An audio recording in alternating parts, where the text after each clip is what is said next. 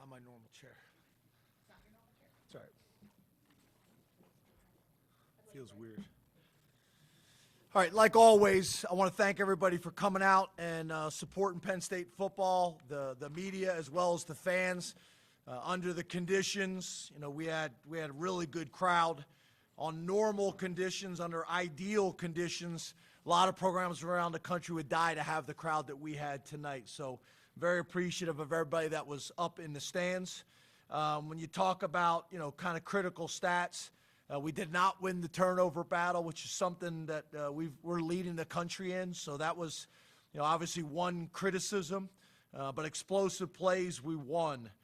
Third down battle, we won. Sack battle, we won. Starting field position battle, we won. Penalty battle, we won. So a lot of positives there. Defensively, we were suffocating all night long on one of the most explosive offenses in the country. When you look at the explosive play percentage, the most explosive offense that we had played this year from a statistical perspective.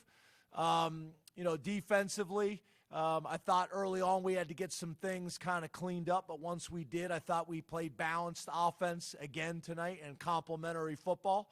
And then special teams, obviously the story of the night is Daquan Hardy, the same guy that me and Terry went to watch in the state championship game and earned a Penn State scholarship by how he performed, scoring all different ways and one way as a punt returner. So that was awesome for us to have success with that tonight, and specifically for him. So good win.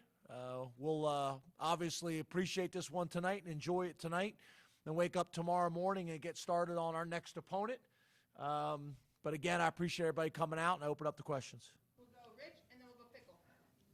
James, to your left, right here. Hey, Rich. Hi, how are you? Good, how are you? Good.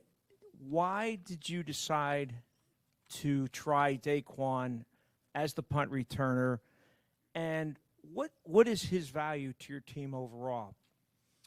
I just kind of talked about that in the locker room with our guys. Here's a guy, you talk about opportunities, right? High school guys trying to create opportunities to go to college guys trying to create opportunities for certain roles, whatever it may be.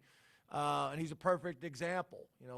Him and Caden kind of went into a competition all summer camp with catching punts and returning punts, battled back and forth. Caden had done a nice job of catching the ball all year long, but we weren't very explosive. We weren't making a ton of yardage, and that's no knock on Caden. He was doing a nice job. But we're looking to try to create some more big plays, not just on offense, but in special teams as well, kickoff return, punt return. And the catch percentage in practice was similar. So we wanted to get him some opportunities and some reps, and obviously he did a phenomenal job with it. So we got two guys that we feel like we can win with, but Day obviously showed tonight that he could be special. I think he broke the school record, not just for a game, but for a season. In punt returns for a touchdown. Yeah, I'm sorry, I didn't answer that part of your question. Here's a guy that's been a nickel for us for multiple years and has really dominated that role. I think all the way back to the Purdue game last year, that huge play he made on the slot fade late in the game was a huge play in the game. We started to play him a little bit more at corner now, and he's shown the ability to do that, nickel and corner. And then on top of that now, on special teams in a lot of different roles, but now specifically as a returner. And this is gonna change things for us. This is gonna create issues for people that are evaluating us on film, and something that's gonna cause them kind of long nights in how they're gonna defend him. So. Guys that can make big plays and be explosive and protect the football are valuable, and he's done a phenomenal job for us. And I'm not surprised. This is kind of who he's been. Coach, now that you're through your bye week and your first 6 games, do you like where your team is at? Do you feel like you've hit some of the benchmarks or goals, if you will, that you set for them or yourself or your coaching staff before the season started at this point? Well, I think more than anything, right? we want to be 1-0 each week. That's the obvious thing, and we were able to do that up to this point. I think the other thing that's important to me is, are we getting better each week? And I feel like we're doing that. Even tonight, we gave up some yards there at the end. But again, my argument is the value of those guys getting in the game playing is going to pay off for us down the road. And there's some things that we got to get cleaned up. There's no team in the country, there's no team in the NFL that there's not areas that you get critiqued about. Constructive criticism that you're trying to get better in certain areas. But overall, I like where we're at. We have found ways to win. We've won different ways. We've won on the road. We've won at home. We've won at 11 a.m. We've won in the rain. We've won in the heat. Conference opponents, non-conference opponents. And I just think we're getting better. Even from a practice perspective, I challenged them last week, and we're just practicing on a more consistent level at a high level. And I don't care whether it's college football or any other industry, you're ultimately judged on consistency. How consistent can you be in the things that you're trying to achieve? And I really like this team from that perspective. We talked a lot in the offseason or preseason about leadership and what this team is going to look like from a leadership standpoint. I think that's probably one of the best things that they're doing right now is leading from a how to practice on a consistent basis. So, so far, so good. James, of all the things that you can praise your defense for, are there one or two specific areas that you stand back and think that's especially impressive? That's special. Well, I think the first thing that probably jumps out is the turnovers, but the reality is the turnover margin is more of a team stat, and obviously defensively doing a great job, but offensively we've done a really good job. Tonight we put the ball on the ground the one time, which was disappointing. But I think the biggest thing is the defense has been able to control the game. The 3-and-outs, the field position. I think our offense is playing really good complementary football the way our defense is playing, but they're also getting the ball a lot of times on short fields because of the 3-and-outs that we're able to create. I also just think, like I've talked to you guys in the past, we play a style where when you're the offensive coordinator or the opposite head coach and you watch the tape, there's just not a lot of gimme yards. There's not a lot of times where you cut the film on and you say, okay, they're giving us field access. They're giving us the hitch or the field out, because most college quarterbacks can't make that throw. There's not a whole lot on tape, so it can be challenging to get 3 or 4 yards. To me, it's their ability to control the game and really put our team in position to be successful. And then from that point, I think we're playing, complementary football. And I think offensively, our ability to be balanced. Right now, we're able to throw and run the ball to win. I don't know if I would necessarily say we're able to do one exclusively, but you don't have to do one exclusively. But I think we're balanced right now. So I think we're playing winning football, and that's probably going to look different every week based on our opponent and based on the matchup. But we got to continue to find ways to win. That's really all that matters. You got to find ways to win each week in college football. Back to the scheduling point I was making earlier in the week, which became interesting.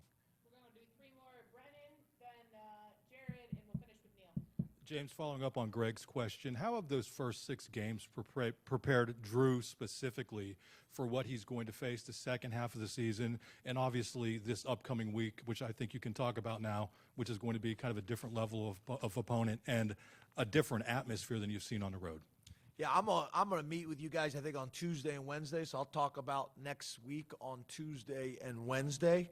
But to your point about Drew, I think it's been an ideal situation.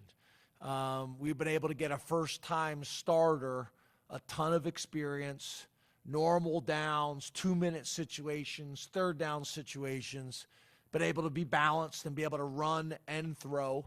So I think it's ideal. It's an ideal situation with a offensive line that's playing really well, with a left tackle that's playing well, with a running game that's effective, with experience at the tight end position. So I think it's been ideal. He's been in a ton of different situations last year as a true freshman, but still got into almost every game, and a lot of times in some challenging situations like the first game at Purdue, and then this season. So I think it's ideal, but again, we got to keep growing. The thing that makes me feel good about Drew is he's very humble. And his approach is consistent in how he prepares and how he works. That's comforting as a head coach and as an offensive coordinator to have guys like that. And it's not just Drew, to be honest with you. It's Drew, it's Bo, and it's Jackson. They all do a phenomenal job from that standpoint. Mike and Danny have done a really good job with them. So we just got to continue to build that. But we got to get better this week. And we're going to have to get better every week, this season, for us to go where we want to go. Hey, Coach Franklin. Hey, Jared. Earlier in the season, you said if your second tight end is good enough to start, you wouldn't mind running 12 personnel compared to 11. Obviously, today, both tight ends scored, but your receiving core has also been great. What does it mean to your offense to be able to switch from both 11 and 12 personnel and even 21 personnel? Just to be clear, I think what I said was the whole discussion about 12 personnel, 11, the second tight end is actually competing with the third wide receiver is what we were really talking about. But your point is still valid. And the fact that we can go to a 12 personnel or 11 personnel, that we're able to run the ball out of both personnel groups, that we're able to get in 12 personnel and line up in traditional run sets, traditional tight end sets with wings, or dare I say fullback in the backfield, or get in non-traditional tight end sets and get in more spread sets. And our tight ends have the ability to do both. That's when tight ends become the most valuable. And that's when, as a defensive coordinator, you can't just put them into a category. If your second tight end is essentially a big wideout, then they're just going to treat them like a wideout in the way they call the defense. So it's been great. We've been fortunate to recruit and develop a really good tight end room. We got that rolling right now. I think that's another thing that's been a real positive for Drew, is having these big targets to go to with the ball that are very consistent guys, very dependable guys, and also have the ability to be explosive as well. And they're high percentage type throws, which also helps. So it's all good. So I guess I understand that you're not ready to offer a preliminary assessment of Ohio State. Hi, Neil. Hi, James. Yeah. Did I understand that right? Yeah, you can ask, because you guys do that anyway. There's things I'm not going to answer, and you ask. You can ask, but Tuesday we're gonna spend some time together. We're gonna get back together as a group. I think we do that every Tuesday, right? Then Wednesday we're gonna get together and we're gonna talk about it. I just want to have like a few hours of normalcy and like hang out with my wife, my buddy Mighty from Pittsburgh that comes to all the games. I want the players to enjoy it for a couple hours. Because as we know, once Sunday hits and Sunday night hits and my tweet goes out, that's all anybody's going to want to talk about. So I just want a couple hours of normalcy. Now, this long, what's the word that I just gave? That's the word I was going to use, but I didn't know if it was correct. This long diatribe I just gave, and Neil's just staring at me the whole time. It hasn't changed that he's going to ask this question. Well, I wondered during the open date whether you watched the Ohio State-Maryland game. since you were open, since you had both of them on the horizon? Where was I on the open Well, you date? have all this technology. I thought So you think I'm wherever standing you on a were, high school sideline at a high school game watching other games? No. So I think I covered this. Wednesday night, I flew to Connecticut. Wednesday morning, I had breakfast in Connecticut with one of our commits.